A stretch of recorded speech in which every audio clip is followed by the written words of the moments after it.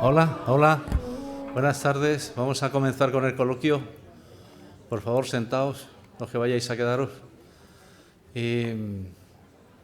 Bueno, quería presentar a Juana Macías, que hace unos años, ella estaba sentada ahí abajo, porque ella estudió aquí en la Facultad de Comunicación Audiovisual. Es decir, que se puede. Entonces, voy a decir unas palabras sobre Juana. Como habéis visto y como sabéis, es directora y guionista madrileña. Como digo, se licenció aquí cuando los estudios eran 5 años, era licenciatura, no como ahora que es grado, ¿no? También hizo un ciclo superior de realización. En 1999 obtuvo el premio Goya a mejor cortometraje de ficción por 7 cafés por semana. Y en 2010 pues, fue nominada al premio Goya para mejor director Nobel por su película Planes Mañana, ¿no? Planes para Mañana, que sin embargo sí que ganó la medalla del Círculo de Escritores Cinematográficos, del que yo soy miembro de la Junta Directiva, como directora revelación de aquel año. Estamos hablando del 2010. En 2016 llevó a las pantallas una película que tuvo bastante recorrido, Embarazados, que estuvo protagonizada por Paco León y Arantxa Jiménez. Y decir que ha combinado su labor profesional con la docencia. Ella es profesora, imparte asignaturas de realización cinematográfica, dirección de actores, guión de cine en la Universidad Francisco de Vitoria. Por citar algunas de sus últimas películas, pues Bajo el mismo techo, del 2019, Fuimos canciones en el 21 o El favor, muy reciente, en el 2023. Entonces, un aplauso para Juana Macías.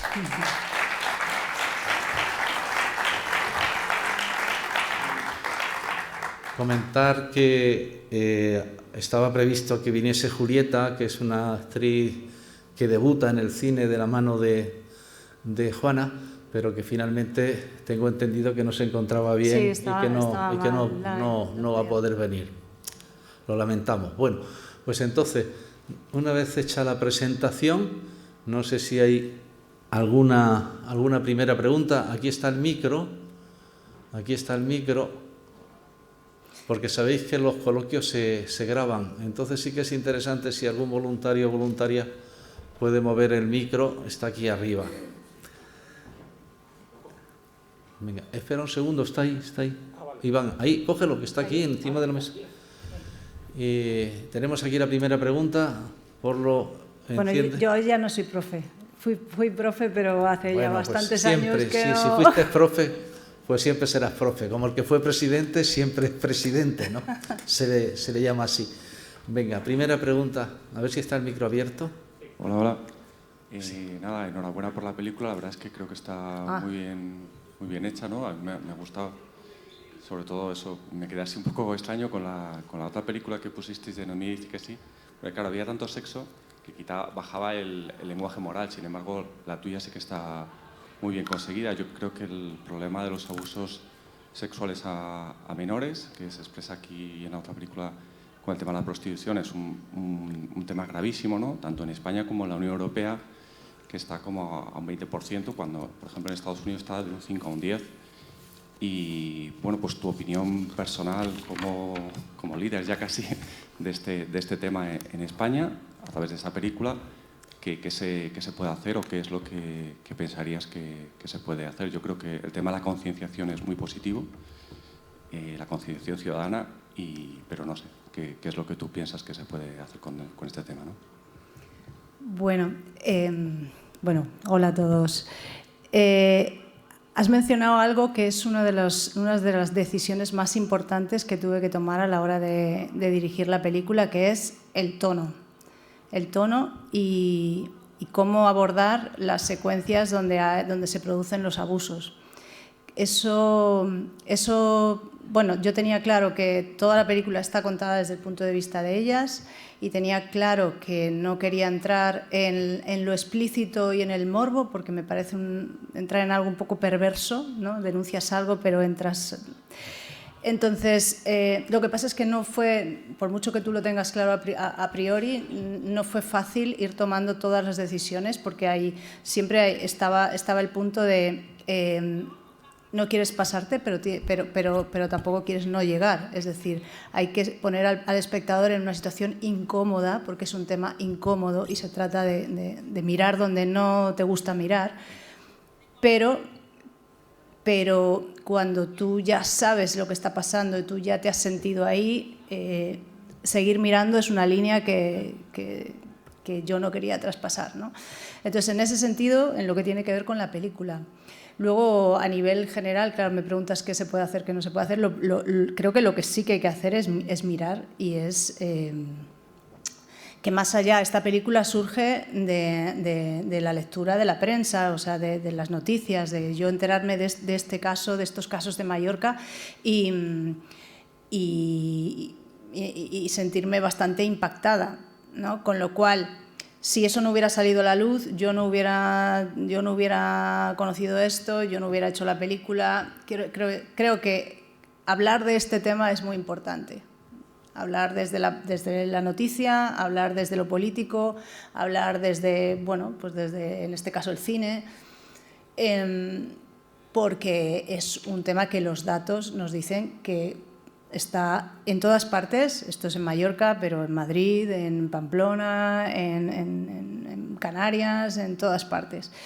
Y afecta además a los más vulnerables, que son los niños, y en este caso los más vulnerables de los más vulnerables, que son los niños con familias muy complicadas, que de hecho tienen que salir de sus familias porque o tienen abusos allí o tienen violencia o desprotección. Entonces yo creo que lo primero es mirar y lo segundo es voluntad política, que o está o hay que exigirla. A ver, más preguntas. Bueno, mientras tanto, allí atrás hay una, Iván.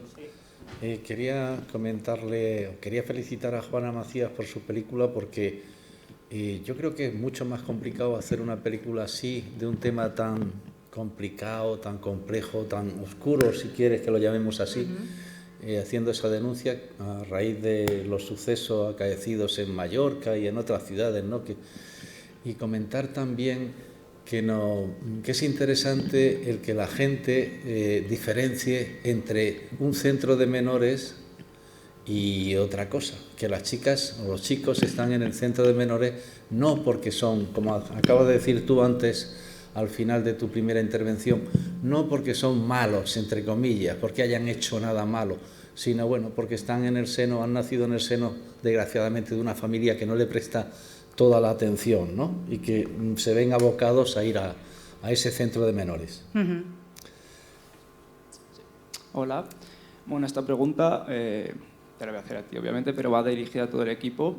No sé si habéis conocido algún testimonio, os habéis adentrado un poquito en toda la historia. No sé dónde estás. Está al final. Allí al fondo, vale. Vale.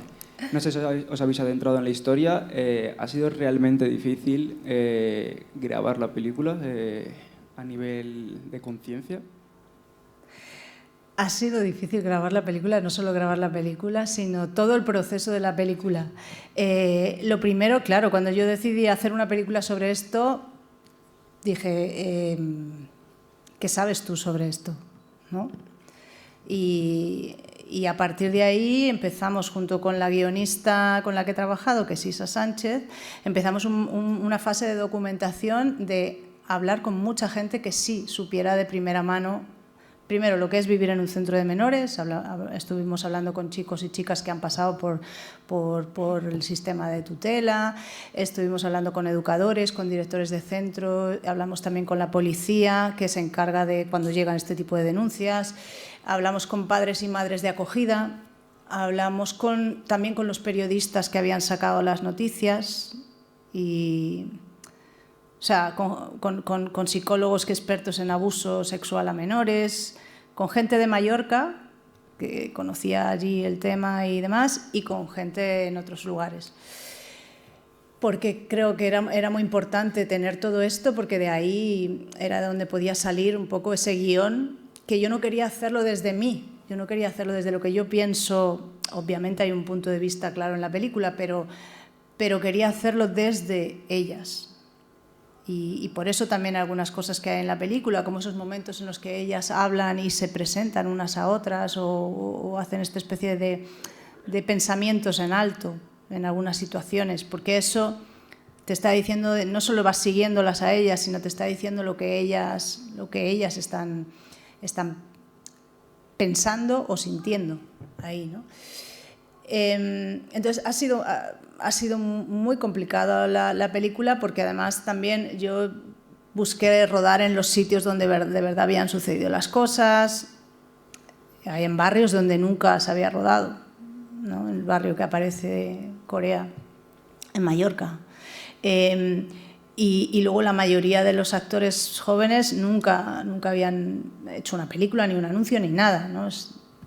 Hicimos un casting pues, por institutos y por centros y por redes sociales, con lo cual eso también es una dificultad y es una cosa diferente a otras películas. Yo he trabajado con muchos actores muy variados, pero esto es un poquito diferente, ¿no? Lo que pasa es que, bueno, al final se trata de lo mismo, ¿no? Se trata de intentar conseguir transmitir lo que tiene que transmitir el personaje en ese momento, ¿no? Dentro de este casting hay 2 de las niñas de las 3 protagonistas que ellas sí que habían estado en centro de menores y sí que conocían de primera mano por lo menos lo que es lo que se siente, lo que es estar ahí y demás. Entonces, bueno, yo creo que eso es muy importante, ¿no? Bueno, Juana tiene un recorrido ya, ha hecho un montón de cortos, ha hecho un montón de películas, ha trabajado con actores de la talla de Alessandra Jiménez, de Paco León, de mucha gente muy conocida, ¿no? Sin embargo, en esta película pues ha querido rodearse de gente que transmita la verdad, ¿no? Y para eso hizo ese casting y finalmente contactó con 3 chicas, una de un instituto de aquí, que es Julieta, ¿no? Y otras 2 de distintos centros de menores que al final pues le diste el ok para que hiciesen la película, ¿no? Es muy importante. No es lo mismo salir con un elenco de gente ya muy conocida que también salir con gente que está lanzando ahora, que yo creo que es, por ejemplo, el tema de Julieta hace un papelón tremendísimo, es que se come la película. Sí, ella tiene una fotogenia muy especial. Quería deciros que la película se estrena el 22 de noviembre en un montón de salas, en las salas más importantes de toda España, y que es interesante, ya sabéis, que utilicéis las redes sociales para que se le dé un poquito de promoción a la película, ¿no? Supongo que si os habéis quedado o habéis visto la película y os quedéis es porque tenéis tiempo y porque os ha gustado, ¿no? Entonces, por favor, utilizar las redes sociales para ver si funciona la película como ha funcionado estas últimas que hemos traído aquí. La de Marco está funcionando muy bien, la de La Infiltrada ya lleva varias semanas en cartel, en cines, ¿no? Entonces, a ver si también esta película hay que impulsar el cine español y el día 22 pues comentar a la gente que vaya al cine, que vaya a ver esta película, aunque no es una comedia, pero hay cosas que hay que contar y hay que saber, ¿no? Bueno, buenos días, yo me llamo Basel y quería preguntar un poco, justo en la línea de lo que estabais hablando, de al ser actrices que están debutando y al ser situaciones tan crudas, pues como has dicho, hay 2 de ellas ya lo han experimentado, pero ¿hay algún trabajo que has hecho tú como directora para poder manejar estas emociones que surgen en las escenas? Pues a mí me gusta mucho ensayar en general con los actores y siempre ensayamos lo más que se puede, ¿no? En este caso sabía que los ensayos iban a ser fundamentales y estuvimos, también es que además cada una es de un lugar de España, unas de Barcelona, otras de Sevilla y otras de Madrid, con lo cual había que hacer juntarlas aquí. Los ensayos son importantísimos sobre todo para conocerlas yo a ellas, porque yo creo que el director siempre tiene que adaptarse un poco a la forma de trabajar del actor. Cada actor es muy distinto y llegan a la interpretación de formas diferentes, ¿no? En el caso de ellas también son muy distintas. Yo necesitaba conocerlas, necesitaba también saber hasta qué punto, porque claro, el hecho de buscar a estas chicas con este perfil, es decir, que nunca hubieran hecho nada, es buscando una naturalidad y un algo especial, pero claro, si a la hora de ponerle una cámara delante solo pierden, pues es un problema, claro. Y ser natural no es lo mismo serlo así que serlo con una cámara. Y habéis visto que esta película está rodada mucho también con grandes angulares y la cámara estaba aquí. Entonces, claro, pues había que ver, o sea, primero tenían que familiarizarse con la cámara, escribí unas secuencias específicas, o sea, que no estaban en el guión, porque claro, si una secuencia en un guión la trabajas demasiado, hay un momento que ya pierde la frescura, ¿no? Entonces, pues escribimos unas secuencias como que iban delante o detrás de otras secuencias que estaban en el guión. Y con estas trabajamos en el sentido de, pues vamos a improvisar o vamos a pegarnos mucho al texto, a ver qué pasa, vamos a probar, ¿no?, cosas, y de esas pruebas, pues por un lado ellas iban generando esos vínculos entre ellas que luego son tan importantes en la película, y yo iba pudiendo conocer no solo cómo son ellas, sino la manera en la que yo iba a poder trabajar, ¿no? Y al final la verdad es que nos pegamos mucho al guión que estaba escrito, porque el guión estaba escrito con mucho detalle todo, o sea, estaban hasta las canciones, las letras de las canciones de muchas de ellas estaban escritas. Y bueno, luego adaptamos algunas expresiones o algunas cosas para hacerlas un poco suyas, pero en general está bastante como el guión que estaba ahí, ¿no? Genial, muchas gracias. Bueno, mientras que llega el micro allí, me voy a hacer yo una pregunta a Juana, conectando con el tema de la música. Y el tema, en la banda original, la banda sonora original de la película, tiene un montón de canciones de trap, de reggaetón. ¿Eso qué ha sido? ¿Idea vuestra? ¿Idea de los protagonistas? ¿Quién ha dicho, oye, vamos a pedir los derechos de esta canción, de esta y de esta, y la vamos a poner? Pues yo sabía que la música tenía que ser muy importante en la película, porque la música es muy importante en la adolescencia. Y esta es una película que habla de ese momento vital, ¿no?, que es la adolescencia. Entonces, y a la hora de ver qué tipo de canciones o qué tipo de música, pues al principio, tanto la guionista como yo, nos hicimos un poco una búsqueda dentro de la música urbana, porque tampoco se trataba de que fueran canciones o artistas especialmente mainstream o especialmente conocidos, se trataba de que fueran artistas que conectaran mucho con las emociones de las protagonistas, es decir, con esa sensación a veces de soledad o de dolor o de rabia. Bueno, entonces encontramos ya algunas que estaban ahí en el guión, y luego, una vez que estuvo rodada la película, ya viendo las secuencias concretas y cómo, pues busqué una asesora musical específica de este tipo de música, que es Aida Camprubí, que sabe mucho de música urbana, y entonces pues algunas ya las tenía y otras, aunque tenía propuestas, pero con ella fui hablando, mira, es que me gustaría que la canción hablara de esto, porque no solo es el tono de la música, sino la letra. Entonces, a partir de ahí, pues en algunas las cambiamos porque encontramos algunas letras más que conectaban más. Y luego, pues llegó también la odisea de contactar con muchos de estos artistas que nunca, algunos sí y otros no habían puesto nunca una canción suya en su película, con lo cual, bueno, no es como que vas al catálogo de Universal o de Warner o de no sé qué, y también tuvo su proceso de encontrar. Y luego hay algunas canciones que habéis visto que van en un sentido totalmente contrario y que son en momentos puntuales, y que precisamente lo que yo buscaba ahí es el contraste, ese punto más reflexivo, no tan inmerso en lo que está pasando, sino como ese punto un poco más distante, ¿no? Como esa canción que, por ejemplo, habéis visto en la secuencia del chalet, que de repente están bailando lo que están bailando, pero hay un momento cuando ella empieza a hablar de para qué le gustaría tener dinero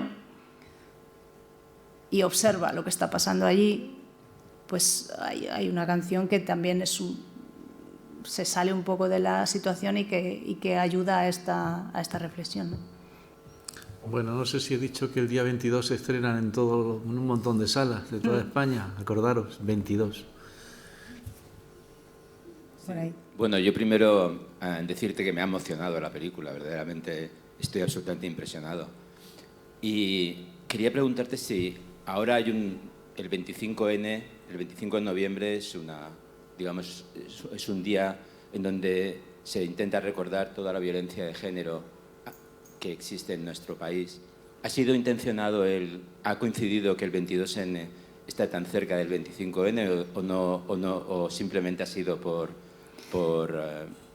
fechas que no tengan nada que ver? Y en segundo lugar, en este 25N se dice que lo que se intenta es cambiar de bando la vergüenza, el que las víctimas no se avergüencen de ser víctimas. Y yo la verdad es que me he quedado impresionado de la manera que tú eso lo reflejas en la película. Me ha parecido absolutamente brillante. Bueno, muchas gracias. Por empezar, bueno, las fechas de los estrenos muchas veces vienen condicionadas por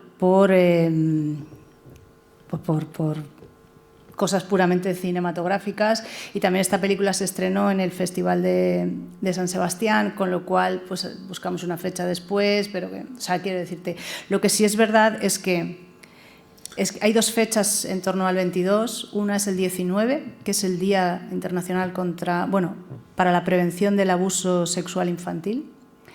Y está el 25, que como has dicho, lo que vamos a hacer en el día 25 es una proyección con una mesa redonda para reflexionar a partir de la película, pero con expertos que hablan que conocen el tema.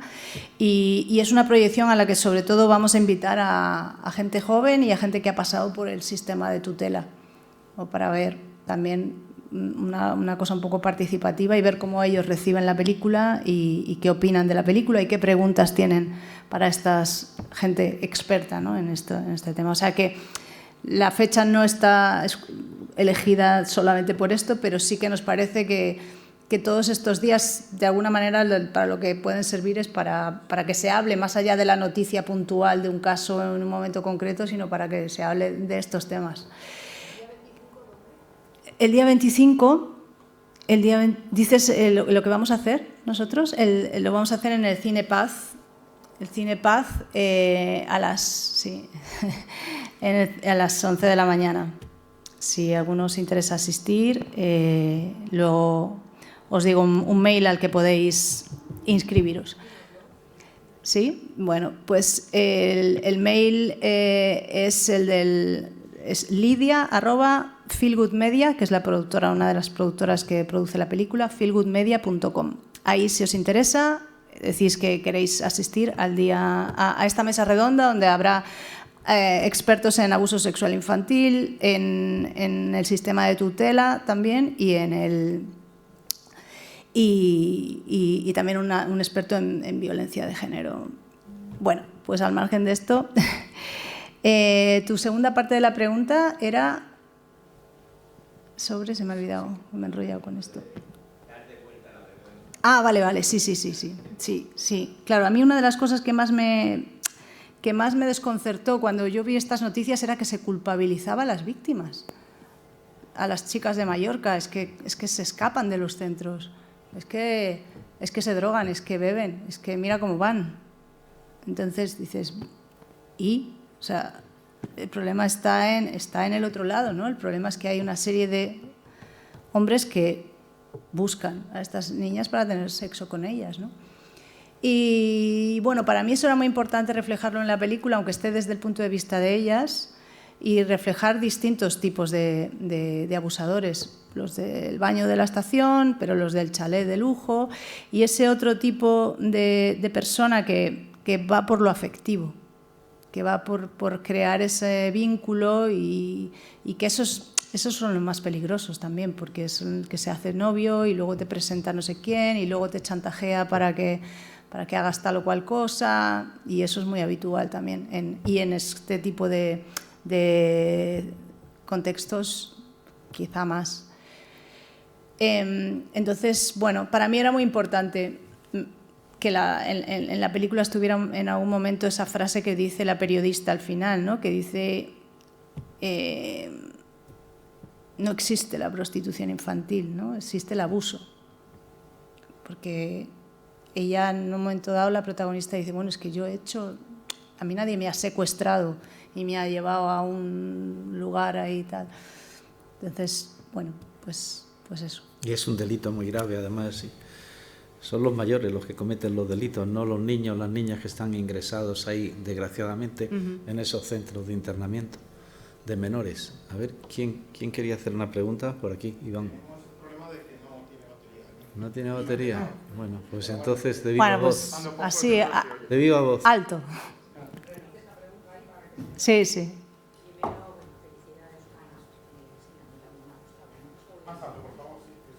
Sí. Bueno, que eran dos cosillas. Primero, que el título de la película, Las chicas de la estación, pues preguntarte un poco cómo había surgido, a quién se le había ocurrido y eso. Bueno, me parece original. Además, pues no, podría haber sido mucho más fácil decir cualquier cosa referente a lo que va el tema. Luego hay una cosa que me ha llamado la atención. No sé si es de la, o sea, si es que esto ocurrió realmente o forma parte del guión.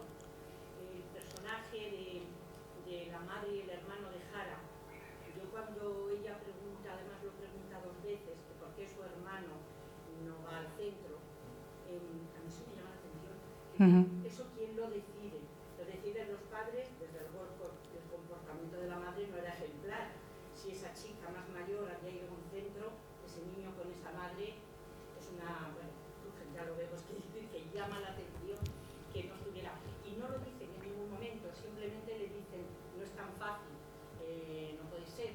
No sé si ese no es tan fácil, no puede ser, está en eso. Es una decisión, en este caso de la madre, pero no sé si los servicios sociales o cosas tendrían mucho. Bueno, no sé si habéis escuchado la pregunta. Bueno, sobre todo me pregunto por el título de la película y por el caso de la separación de estos dos hermanos, que ella está en el centro y el hermano pequeño no está en el centro. Bueno, el título de la película para mí es mejorable. Estuvimos dándole muchas vueltas al título, muchas vueltas. Los títulos en general son complicados. Ser más o menos explícitos, hablar más del tema o menos. Le dimos muchas vueltas. Al final, bueno, se quedó que era el que estaba un poco en inicio, porque todo tenía que ver con esa estación de autobuses, ¿no? Y la pregunta era quién son esas chicas que están en esa estación de autobuses, porque de ahí era donde salían la mayoría de las noticias, ¿no? Entonces, bueno, surgió así. A mí no me acaba de funcionar porque creo que hay muchas chicas de muchas cosas en títulos. Entonces, pero bueno, estas cosas que al final te acabas acostumbrando y eso. Entonces surge de ahí, de todo lo que tenía que ver, porque toda esta trama giraba en principio alrededor de la estación de autobuses de Mallorca, que es la que veis aquí, o sea, de Palma, que es la que veis en la película. Esto del niño era una cosa que queríamos poner porque es una cosa que pasa mucho. Que no se entiende, porque dices, si esta familia no es una familia adecuada para que estén estos niños, ¿por qué uno se queda y otro se va? ¿Y por qué el más pequeño se queda? ¿Y por qué? Pues esto es muy raro y creo que forma parte de una de esas cosas que no acaban de funcionar bien, y es como que a los niños se les considera aparte, o sea, independientes, no se considera una unidad familiar. Por supuesto, si Servicios Sociales entiende que esa familia, o sea, que esos niños tienen que salir de ahí, no depende de que la madre o del padre decida que sí o que no, porque entonces no tendría, o sea, sería como raro, ¿no? Pero sí, hay a veces que las unidades familiares se quedan así, a uno le llevan, a otro no porque no sé qué, y luego de repente unirlos, o sea, es muy difícil. O unos hermanos mayores están en centro y el pequeño, una de las protagonistas, por ejemplo, de las protagonistas reales de tal, sus circunstancias son así, o sea, sus hermanos estuvieron, luego luego ella entró después, cosas raras. Pueden separarlos o pueden no separarlos, pero que cuando son separados muchas veces no hay una razón lógica. Luego salía también que una iba a un centro religioso, que también era chocante. Bueno, no, es que hay muchos, la mayoría de los centros son centros que están concertados o están gestionados por organizaciones, por ONGs, o pueden ser también muchas organizaciones religiosas. Viniendo así a cuento, me ha chocado mucho también porque la estación, que era el punto donde se cuece todo, pues se veía que ponía mucha seguridad, tanto pública como privada, pero luego realmente pues, no hacían nada. Sí, eso insistí en meterlo ahí. O sea, no se trata de que no haya quien está mirando, es que no se quiere mirar. Exacto, la reflexión final lo dice muy claramente, que la mayoría de los casos se archivan o van muy lentos. Yo te iba a preguntar sobre este caso en concreto, indagaste un poco más al final, ¿se quedó en nada o realmente hubo alguna condena? Bueno, en el caso de la violación múltiple, esta origen de tal, sí hubo una condena, eran 5 menores y un adulto, los involucrados.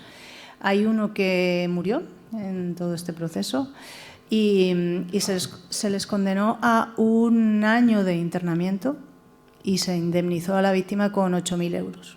Muy baratito salió todo, ¿no? Sí, pero bueno, luego es que hay muchas denuncias que... Bueno, que y vinculaciones políticas no se han encontrado todavía. Porque esto ocurrió en la época de Matutes, que con el Mata parece que también estaba esto un poco desmadrado todo. A ver, el problema de esto es que es una línea del tiempo mucho más allá de un gobierno de otro y este caso se utilizó un rifirrafe político ahí muy feo porque ni esto era solo de ese momento, ni ha dejado de pasar ahora, o sea, el tema es que no se trata de buscar culpables, que también, pero buscar soluciones. Entonces, bueno, a mí lo que me llamó la atención, y esto llegó también al Congreso de los Diputados, como arma arrojadiza, las menores tuteladas, tal. Bueno, pues es que... Creo que hay un caso reciente en Murcia que, no sé, lo último que leí, preferí olvidarlo. Es que en lo de Murcia es muy escandaloso, porque después de 10 años que las víctimas, o sea, el juicio tardó en celebrarse 10 años y se consideró culpables a los empresarios y no van a pisar la cárcel. Eso es, sí. No hay justicia menos justa que la que tarda tanto en realizarse, ¿no? Un juicio que se tarda 10 años en tener la vista oral y en hacer una condena, eso es tremendo para la víctima. Y antes, mientras que llega el micrófono, comentar que a mí sí que me ha parecido, dices que el título es mejorable, a mí sí que me ha parecido el título bueno, porque sí que te haces una idea, porque realmente, bueno, los que ya tenemos una edad, pues conocemos que muchos chicos, muchas chicas han caído en esas redes de estos abusadores, de estos delincuentes, y en estaciones de autobuses, aquí en Madrid en la Estación Sur, sí, o en centros comerciales, en los lavabos de centros comerciales, etcétera. Es decir, que el título sí que apunta ya un poco por dónde va la película, ¿no? El 22 es el estreno, Bueno, hola, me llamo Joel y primero enhorabuena por la peli, porque si querías conseguir incomodidad, al menos por mi parte, he estado toda la peli con la tripa revuelta, así que de verdad me ha encantado.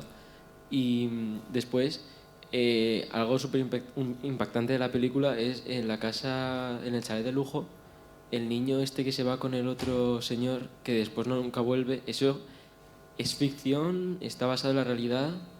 ¿Se sabe qué pasó? ¿O?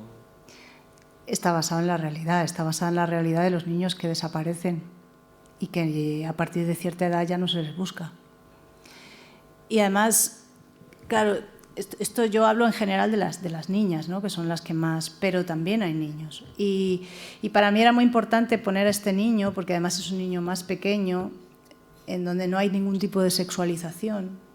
También eso es una cosa como que, bueno, ellas, mira, ya tienen una edad y mira tal, y cómo se visten y no sé qué, y este niño ves un niño, ¿no? Y eso, está basado en eso y en esa cosa terrible de que los niños desaparecen también. Más preguntas. Bueno, mientras que llega la próxima pregunta, bueno, vamos a ir terminando las últimas preguntas. Le voy a hacer yo una pregunta sobre el rodaje, si se cumplió el plan de rodaje. Tengo entendido que se rodó en Mallorca, que se ha rodado también aquí en Madrid, en algún pueblo, Villanueva de la Cañada, ¿puede ser? No, Villanueva de la Cañada, pero por Guadalajara rodamos también. Bueno, sí. Entonces, ¿cómo ha sido ese tema del rodaje? Pues la película se rodó en 6 semanas, que para esta película es poco, es muy poco, porque, claro, son muchos niños, hay bastantes localizaciones, le rodamos todos los exteriores y todas las localizaciones más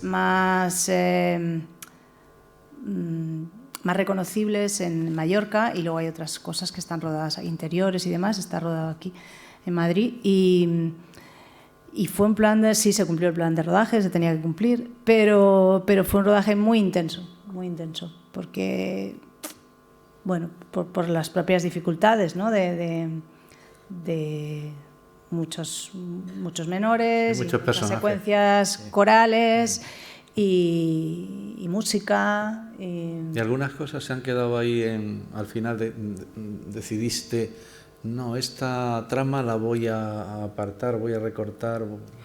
Sí, porque en el guión, claro, cuando nos embarcamos en esto, es que es un tema tan complejo y tiene tantas ramificaciones que sobre el papel había muchas cosas que queríamos meter, ¿no? Y claro, luego ya una vez que te pones a montar la película y te das cuenta de que hay cosas que están bien y me gustaban, había secuencias que me gustaban y estaban, pero como que la película en un momento dado se abría demasiado y que había que mantener el foco de ellas y en un momento dado mantener el foco de lo que está pasando, de lo que va la película. Tú puedes ver la familia, puedes ver el contexto, puedes ver otros personajes, pero luego hay un momento en el que la película ya tiene que hablar de qué pasa con todo esto, qué les pasa a ellas, qué consecuencias tienen. Entonces sí que hubo cosas que tuve que renunciar a ellas, y tampoco podía durar mucho más la película, ya es larga, ¿no?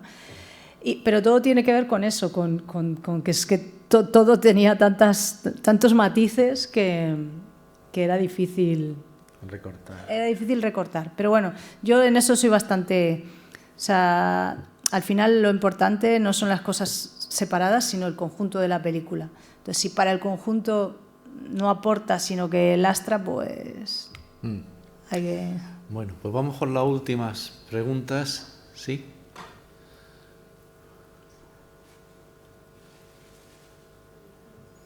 No se oye, ¿no? Sí, se oye, sí. Buenas tardes. Enhorabuena por la película, que me ha parecido estupenda. Me ha llamado muchas cosas la atención, pero sobre todo me intriga mucho la falta esta de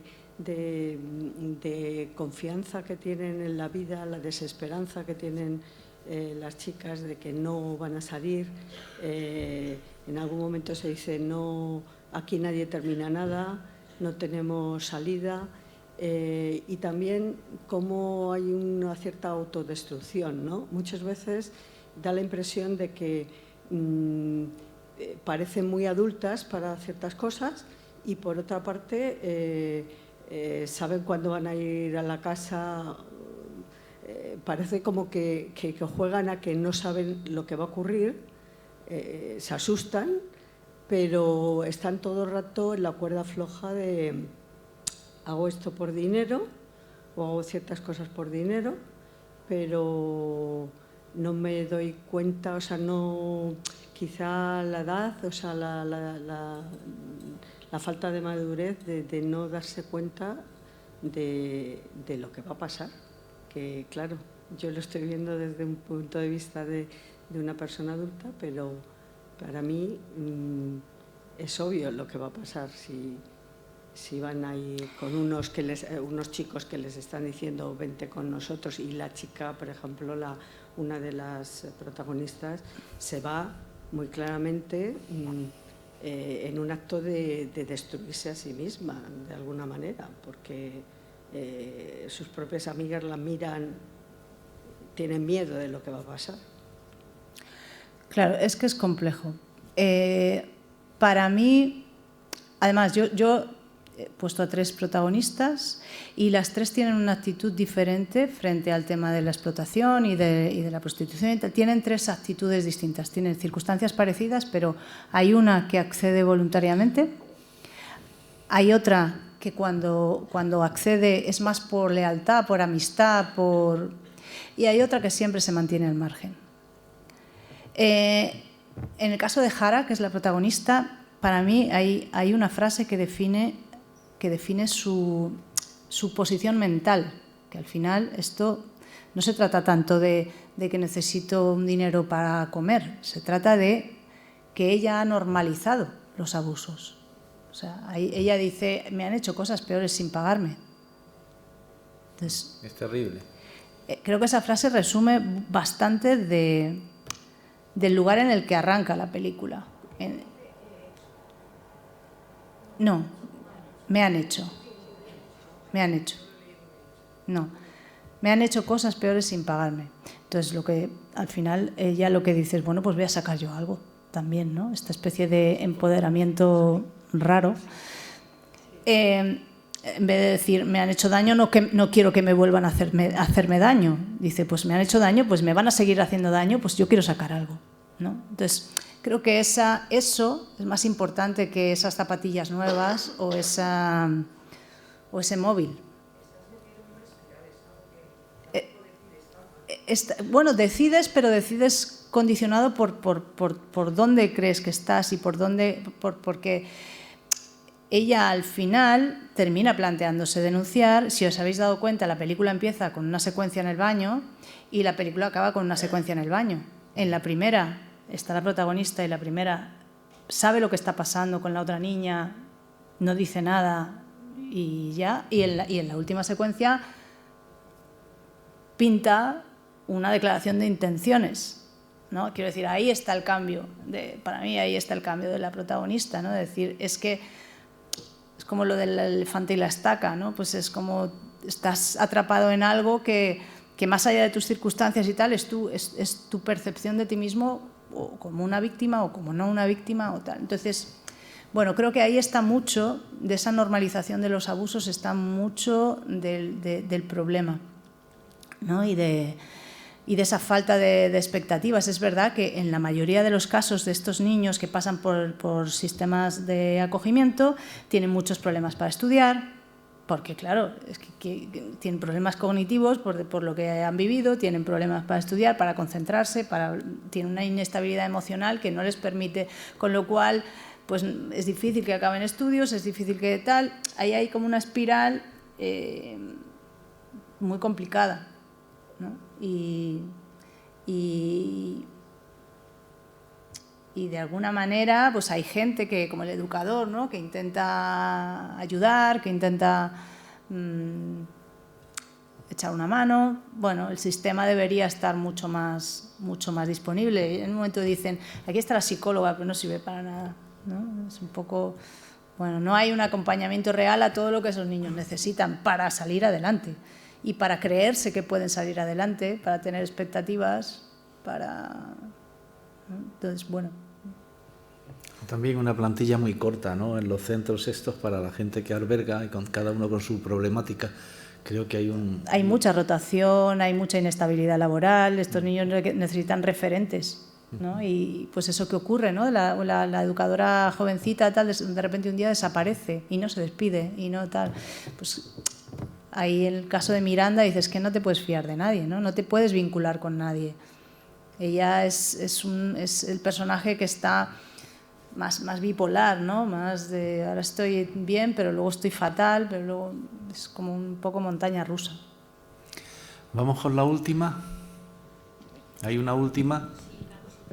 A ver, aquí Iván, gracias. Gracias por tu ayuda, Iván. Es un cinéfilo empedernido. Hola. Mira, Juana, sí es una cosa que a lo mejor estamos equivocados y a lo mejor me ha parecido ver, bueno, me la ha hecho ver, medio que luego me he fijado, como una especie de guiño cinematográfico que a lo mejor no es. La escena en la que se va Alex en el coche, que le pide a sus amigas que vayan y no quieren, y que se ve la cámara alejarse, ella en el coche, las otras dos mirando. Nos ha recordado mucho a la escena de Mystic River, cuando los tres amigos, uno de ellos se va en el coche y los otros dos se quedan mirando, y que te parece que no va a volver, y que vuelve, como en este caso, pero que cuando vuelve ya no es el mismo, en este caso ya no es la misma. Le ha ocurrido algo muy importante. Bueno, yo tenía esa escena en la cabeza, porque a mí me impactó mucho ese momento en Mystic River.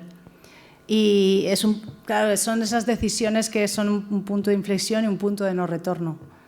Entonces sí, yo tenía un poco esa sensación ahí, ese plano ahí, sí. Muy bien, pues llegado este momento, no sé si he dicho, porque tengo la cabeza muy mala. El día 22 se estrena en un montón de salas, es importante. Quiero que funcione la película y deseo que funcione, como están funcionando otras películas que han pasado por aquí, de gente muy querida, ¿no? Bueno, a ver si esto es el talismán. Bueno, eso espero. Entonces, por favor, recomendar la película, por favor, utilizar las redes. ¿Habéis visto la película gratis? Por lo menos dedicarle 5 minutos ahí a la distribuidora, a Contracorriente o a los mismos hashtags de la película, poner ahí algunas cositas. Ah, sí, sí.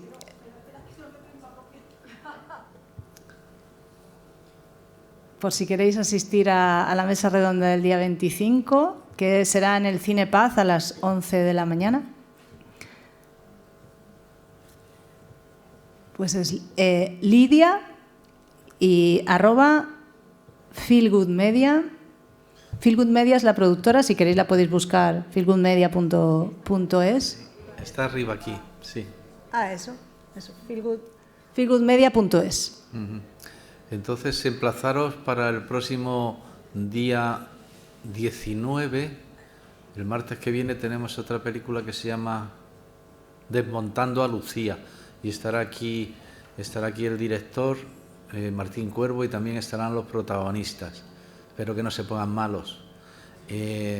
Entonces, dar las gracias y decirle que esta es su casa, porque realmente lo es así. Ella estudió aquí, para que cuando quiera venga a presentarnos sus nuevos trabajos, ¿no? Fenomenal. Ha sido muy... Muchas gracias.